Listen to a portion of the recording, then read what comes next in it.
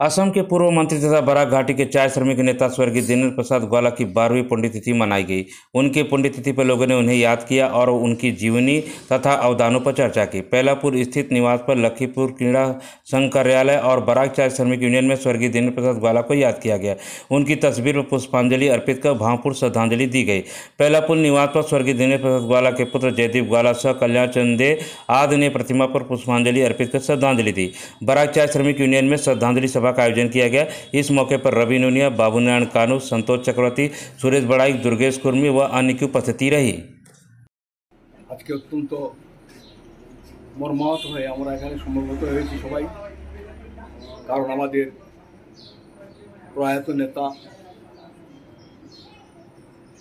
দীনেশ প্রসাদ গোয়ালা মহাশয়ের, স্বর্গীয় দীনেশ প্রসাদ গোয়ালা মহাশয়ের আজকে 12তম মৃত্যু দিবস।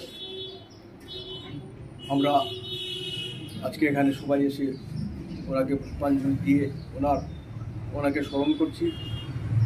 আর দীনেশবাবু সম্বন্ধে আপনারা সবাই জানেন, সবাই আমরা অবগত আছি, কিন্তু আজকে আমরা যে পরিস্থিতির মধ্যে দাঁড়িয়ে আছি, এটা বর্তমান যে রাজনৈতিক পরিস্থিতির উপরে আমরা এভাবে দাঁড়িয়ে আছি, যেখানে আজকে দীনেশবাবুর বাড়িতে বা দীনেশ গোয়ালার বাড়িতে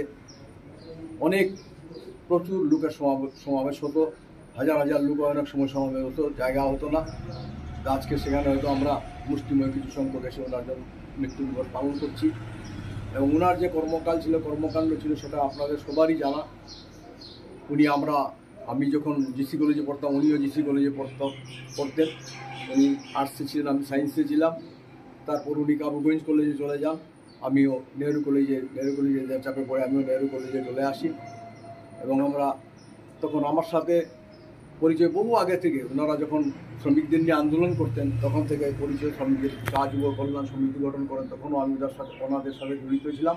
এবং ওনার যারা তখন সব বন্ধু বান্ধব, রবি নুলিয়া বা অন্যান্য আরও যারা ছিলেন, ব্রহ্মানন্দ, সনাতন দা, আরও অনেকেই ছিলেন শিলচরের, তারা প্রত্যেকে কীভাবে এই শ্রমিক আন্দোলনকে গঠন করা যায়, বিশেষ করে চা যুব কল্যাণ সমিতি সেটাকে গঠন করা যায় সেই চেষ্টা করলেন। এবং সেখান থেকে ওনার রাজনীতির জন্ম। উনি ঘটনাচক্রে আমাদের এই নেহরু কলেজের অধ্যাপকও ছিলেন এবং দীর্ঘকালীন এখানে অধ্যাপক পদ থেকে ছেড়ে দিয়ে উনি রাজনীতিতে যোগদান হিসাবে উনি জয়লাভ করেন। পরবর্তীতে তিনি জাতীয় কংগ্রেসে যোগদান করেন।